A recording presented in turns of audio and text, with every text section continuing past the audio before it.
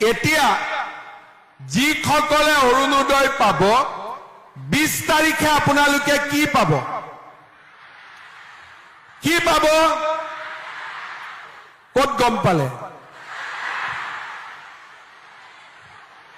আজি 10,000 পাব, আকৌ 20 তাৰিখে 8,000 পাব।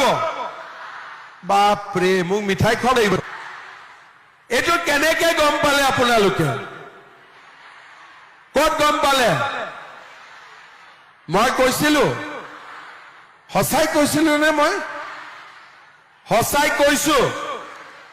ঠিক আছে, যদি 8,000 কৈছো তেতিয়া 8,000তকৈ অলপ বেছি দিব লাগিব, কম দিলে নহব।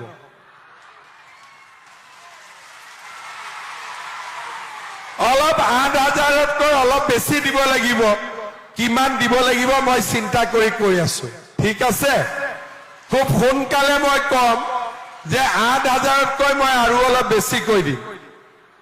এতিয়া আপোনালোকে বহুত পাৰ্টিটো ঘূৰি ফুৰে, ইলেকশ্যন আহিলে আপোনালোকে কওক, এনেকে এক মাহতে 10,000 দিলে, 8,000 দিলে। আগতে এনেকুৱা হৈছিলে নেকি আমাৰ অসমত? কেতিয়াবা আপোনালোকে পাইছিলে নেকি?